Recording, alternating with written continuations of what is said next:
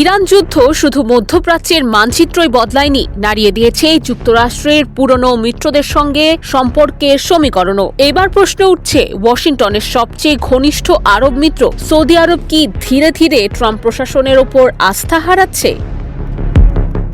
মার্কিন সংবাদ মাধ্যম দ্য নিউ ইয়র্ক টাইমস এর এক প্রতিবেদনে দাবি করা হয়েছে, ইরানের বিরুদ্ধে যুক্তরাষ্ট্রের সামরিক অভিযান প্রত্যাশিত ফল না দেয়ায় প্রেসিডেন্ট ডোনাল্ড ট্রাম্পের কৌশল নিয়ে অসন্তুষ্ট সৌদি যুবরাজ মোহাম্মদ বিন সালমান।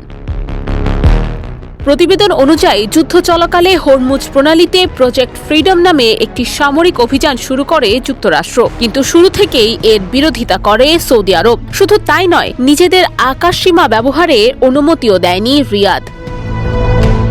টানা ফোনালাপ, কূটনৈতিক তৎপরতা এবং মার্কিন শীর্ষ কর্মকর্তাদের অনুরোধের সত্ত্বেও নিজের অবস্থান থেকে সরে আসেননি যুবরাজ মোহাম্মদ বিন সালমান। শেষ পর্যন্ত মাত্র 48 ঘণ্টার মধ্যেই অভিযান বন্ধ করতে বাধ্য হয় ট্রাম্প প্রশাসন। বিশ্লেষকদের মতে এই ঘটনা স্পষ্ট করে যে ইরান ও আঞ্চলিক নিরাপত্তা ইস্যুতে এখন আর যুক্তরাষ্ট্র ও সৌদি আরব একই কৌশল অনুসরণ করছে না। প্রতিবেদন আরও বলছে, একদিকে সৌদি আরব যুক্তরাষ্ট্রের সঙ্গে সম্পর্ক বজায় রাখছে, অন্যদিকে ইরানের সঙ্গে যোগাযোগও অব্যাহত রেখেছে। একই সঙ্গে চীন ও পাকিস্তানের সঙ্গে কৌশলগত সম্পর্ক আরও শক্তিশালী করছে রিয়াদ। বিশেষ করে 2023 সালে চীনের মধ্যস্থতায় সৌদি ইরান কূটনৈতিক সম্পর্ক পুনর্স্থাপনকে এই পরিবর্তনের বড় মোড় হিসেবে দেখা হচ্ছে।